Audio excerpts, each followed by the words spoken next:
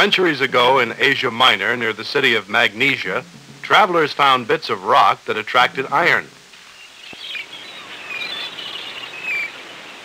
Years later, the unusual behavior of the rock, or magnetite, when its movement was unhampered, led mariners to rely on something beside the sun, the moon, and the stars to guide them home. In 1819, an experiment at a Danish university revealed an unusual fact about electricity. Hans Ørsted showed the existence of a magnetic field around a conductor. Coiling the conductor increased the strength of the field.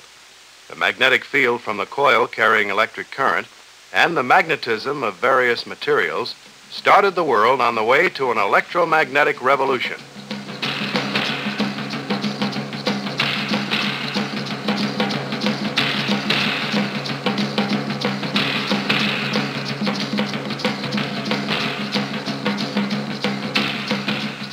What is magnetism? You can't see it. You can only see the way it affects something else. There are several kinds of magnetism. Each kind is related to the properties of electrons, the fast-moving outer parts surrounding the atoms of all substances. The weakest kind of magnetism is diamagnetism. This arises from changes in the orbital motion of the electrons when a diamagnetic substance is near a strong magnet. The change of motion produces a magnetism, or a magnetic moment, that opposes the field of the strong magnet. Graphite is diamagnetic and is repelled. Another form of magnetism is paramagnetism. This is moderately weak. The orbiting electron produces a magnetic field that's like a bar magnet, or an orbital magnetic moment. While orbiting, all electrons also spin, and the spinning electron behaves like a bar magnet too.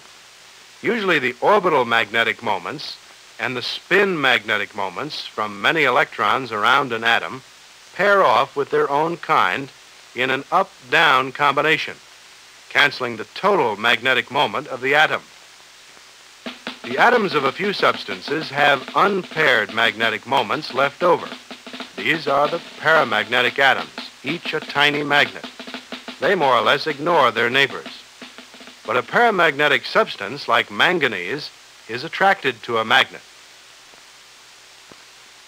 Ferromagnetism is the strongest form of magnetism. It's found in iron and steel.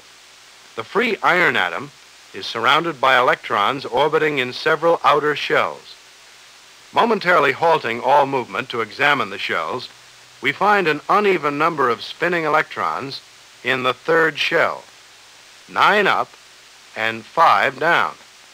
This leaves 4 electrons with uncompensated upspins, making the iron atom a good paramagnetic atom. Provided the temperature isn't very high in the crystalline framework of solid iron, the atoms are close enough to feel each other's presence through a strong interatomic force. They line up, so all are parallel in a small region. But impurities in iron and steel create structural breaks that hinder overall alignment. The aligned areas inside these breaks are called domains. When an outside magnetic force is applied, the haphazard magnetic force directions of the domains are realigned, and the domains grow in size to include all the atoms in the object. In a permanent magnet, the domains stay aligned. In ordinary iron, they don't. These are principles that govern the use of magnetism and magnetic materials. Now, let's look at some everyday applications. Iron filings sprinkled above a magnet reveal the lines of force surrounding the magnet's north and south poles. Unlike poles attract, and like poles repel. This principle is used in loudspeakers. A coil surrounded by the lines of force of a powerful permanent magnet moves back and forth in time with alternating signals from an amplifier. The faster the signals arrive, the faster the cone vibrates, producing different notes and effects.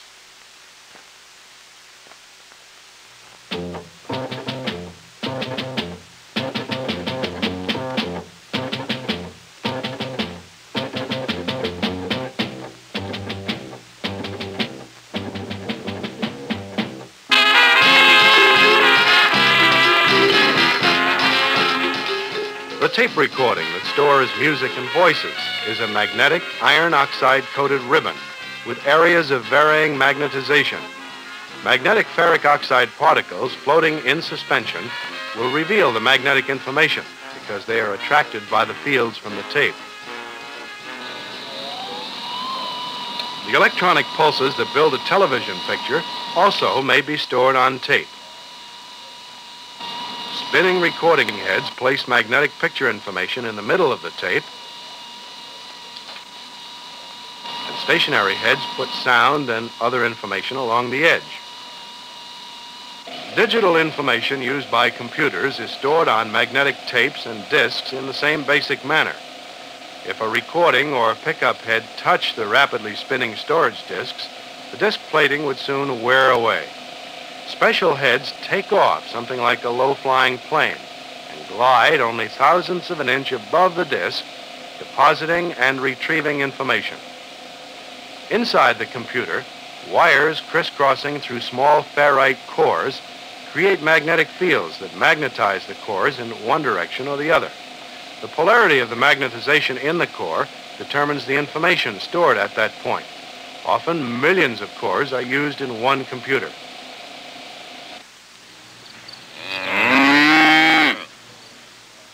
Electromagnetism is limited to applications that require a power supply or a source of electricity.